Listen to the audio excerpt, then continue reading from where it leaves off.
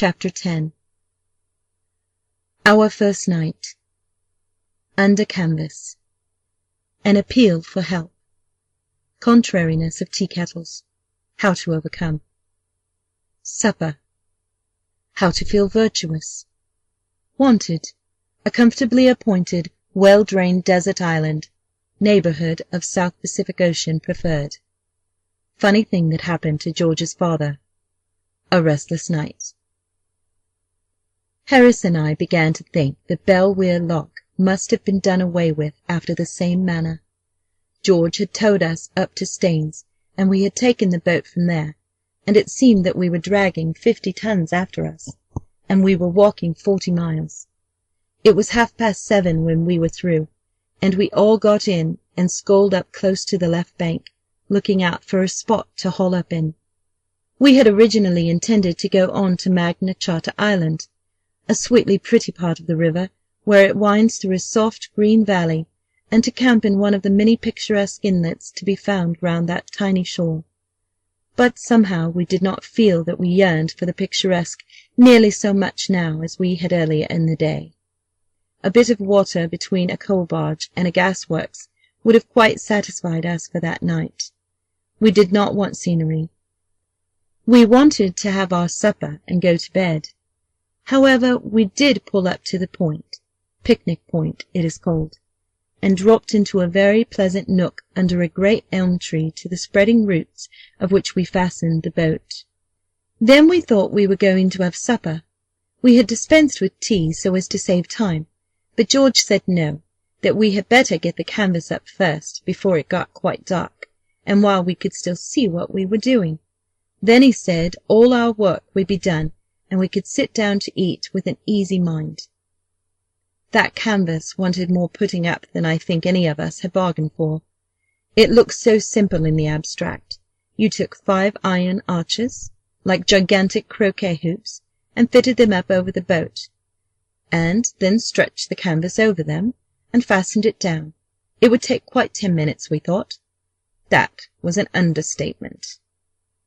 We took up the hoops, and began to drop them into the sockets placed for them. You would not imagine this to be dangerous work, but looking back now, the wonder to me is that any of us are alive to tell the tale. They were not hoops. They were demons.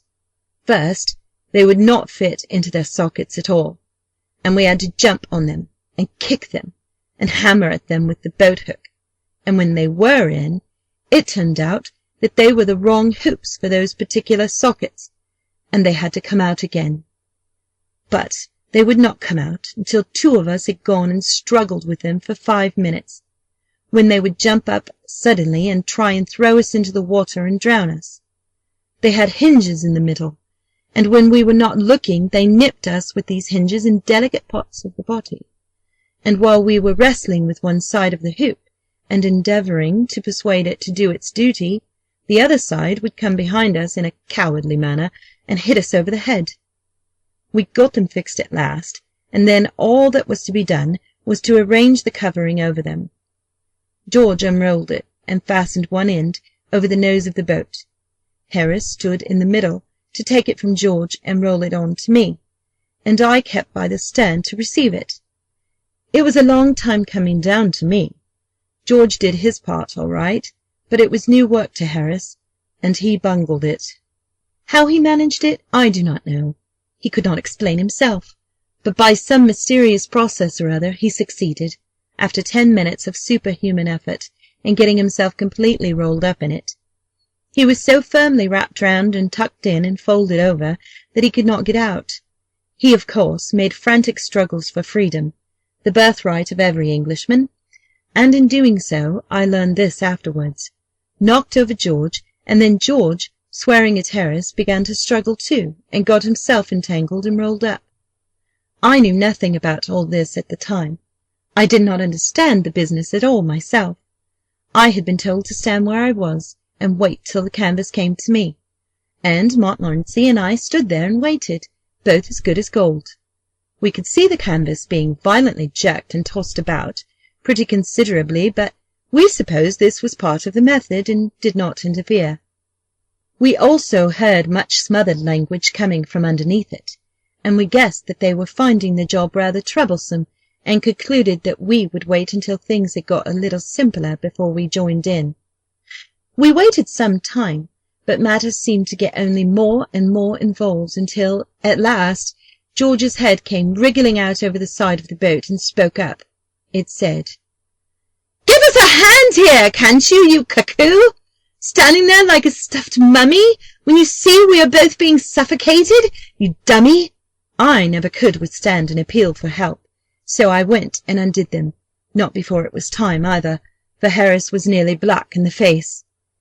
It took us half an hour's hard labour after that, before it was properly up, and then we cleared the decks and got out supper. We put the kettle on to boil, up in the nose of the boat, and went down to the stern and pretended to take no notice of it, but set to work to get the other things out. That is the only way to get a kettle to boil up on the river. If it sees that you are waiting for it and are anxious, it will never even sing.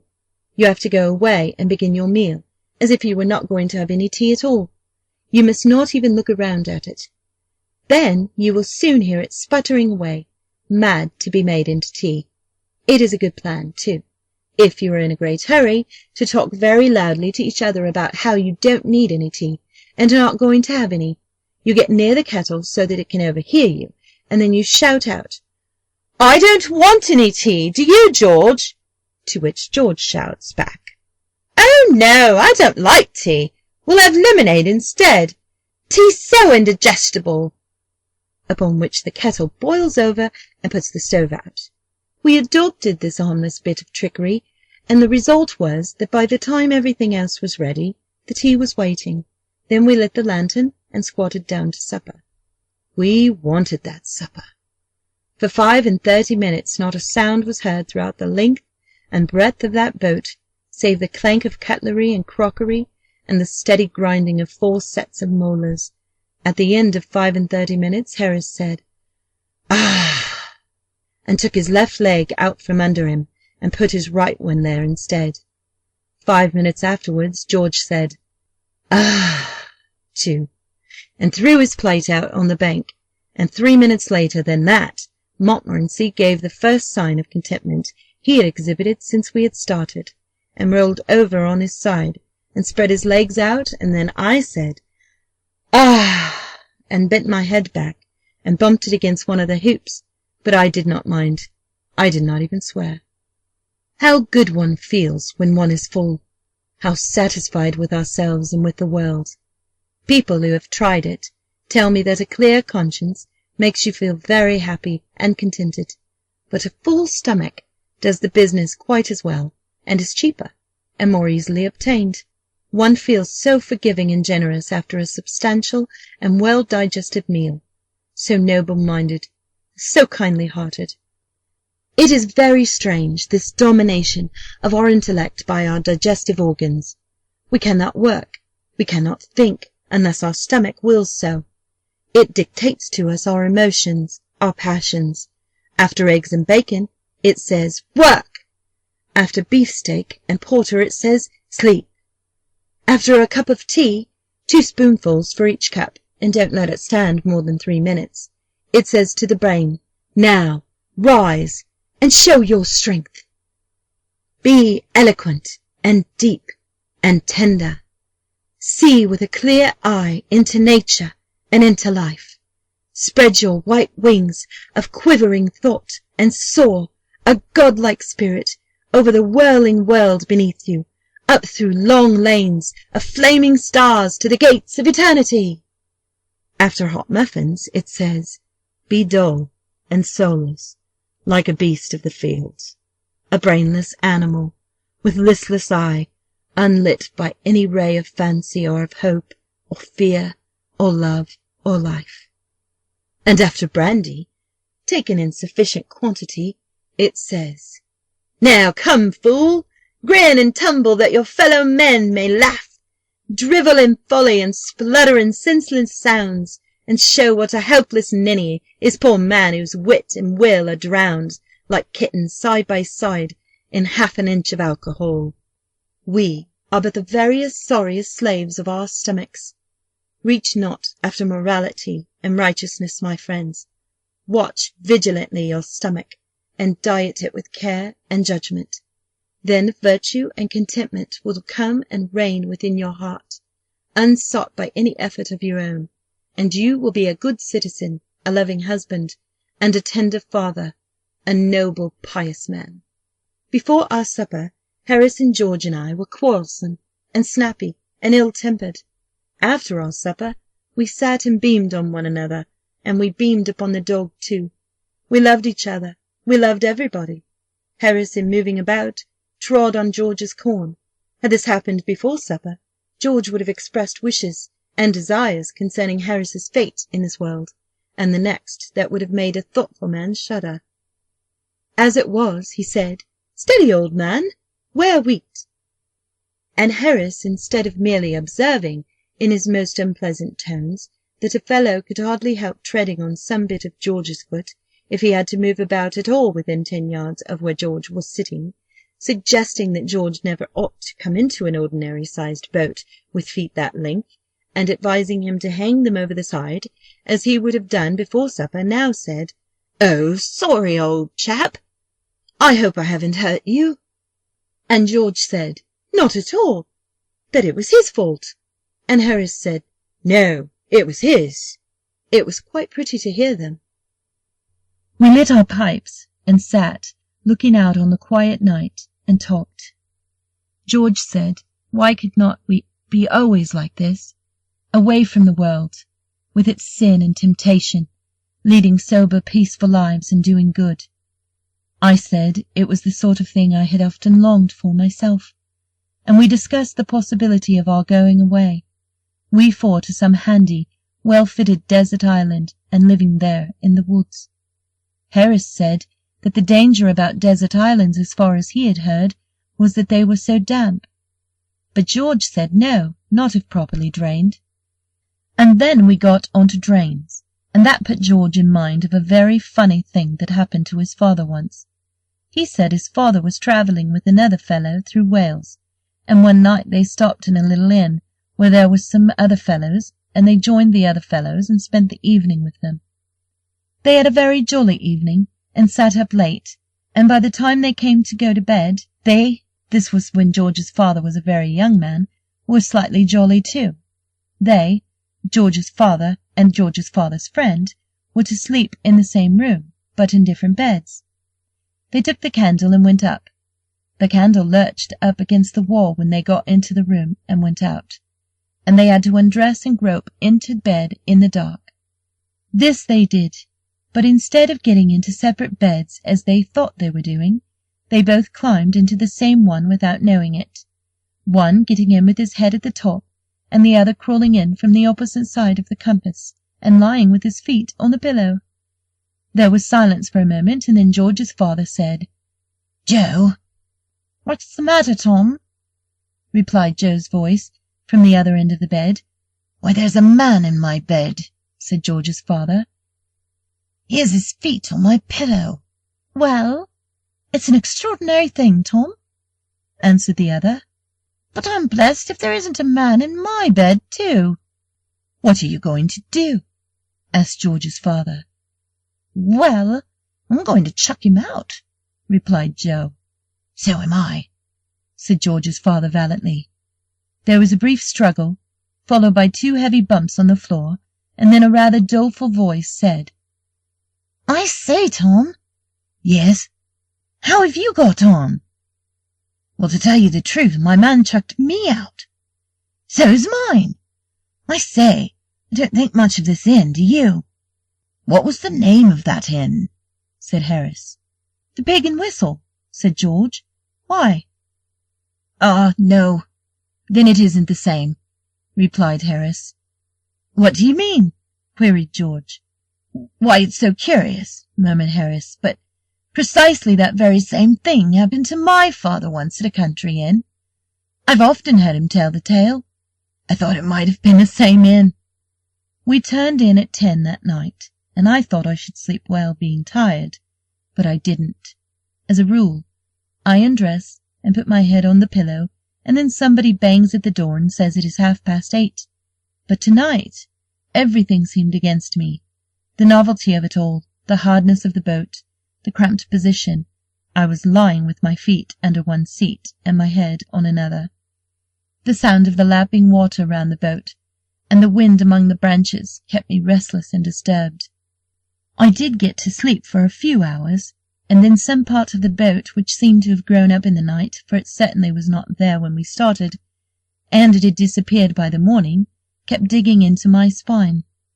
I slept through it for a while, dreaming that I had swallowed a sovereign, and that they were cutting a hole in my back with a gimlet so as to try and get it out. I thought it very unkind of them, and I told them I would owe them the money, and they should have it at the end of the month, but they would not hear of that, and said it would be much better if they had it then, because otherwise the interest would accumulate so. I got quite cross with them after a bit and told them what I thought of them, and then they gave the gimlet such an excruciating wrench that I woke up. The boat seemed stuffy, and my head ached, so I thought I would step out into the cool night air. I slipped on what clothes I could find about, some of mine and some of George's and Harris's, and crept under the canvas onto the bank. It was a glorious night. The moon had sunk and left the quiet earth alone with the stars. It seemed as if in the silence and the hush, while we had children slept, they were talking with her, their sister, conversing of mighty mysteries in voices too vast and deep for childish human ears to catch the sound. They awe us, these strange stars, so cold, so clear. We are as children whose small feet have strayed into some dim-lit temple of the God they have been taught to worship, but know not, and standing where the echoing dome spans the long vista of the shadowy light, glance up, half hoping, half afraid to see some awful vision hovering there. And yet it seems so full of comfort and of strength, the night. In its great presence our small sorrows creep away, ashamed. The day has been so full of fret and care, and our hearts have been so full of evil and of bitter thoughts, and the world has seemed so hard and wrong to us. Then night, like some great loving mother, gently lays her hand upon our fevered head and turns our little tear-stained faces up to hers, and smiles. And though she does not speak, we know what she would say, and lay our hot flushed cheek against her bosom, and the pain is gone.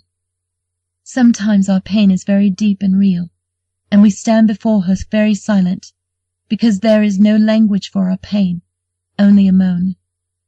Night's heart is full of pity for us. She cannot ease our aching.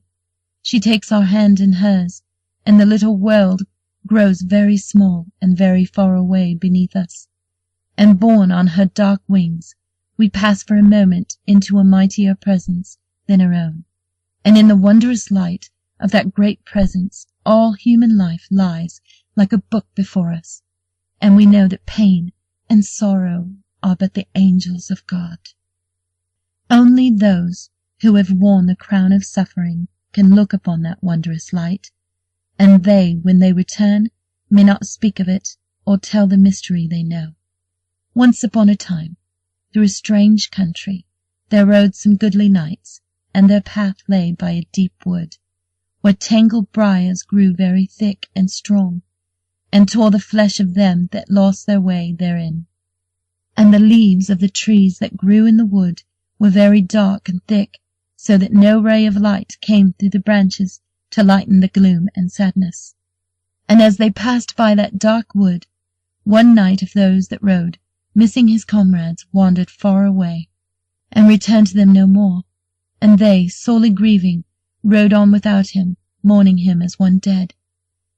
Now when they reached the fair castle towards which they had been journeying, they stayed there many days and made merry. And one night as they sat in cheerful ease around the logs that burned in the great hall, and drank a loving measure, there came the comrade they had lost, and greeted them. His clothes were ragged, like a beggar's, and many sad wounds were on his sweet flesh. But upon his face there shone a great radiance of deep joy, and they questioned him, asking him what had befallen him, and he told them how in the dark wood he had lost his way, and had wandered many days and nights, till, torn and bleeding, he laid him down to die. Then, when he was nigh unto death, lo!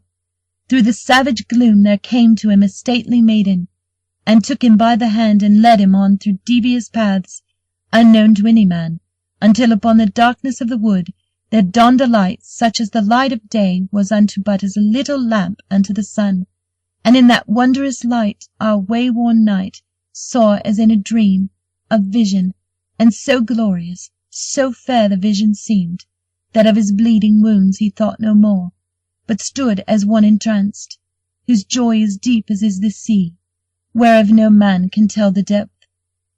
And the vision faded, and the knight, kneeling upon the ground, thanked the good saint who unto that sad wood had strayed his steps, so he had seen the vision that lay there hid. And the name of the dark forest was Sorrow, but of the vision that the good knight saw therein we may not speak nor tell.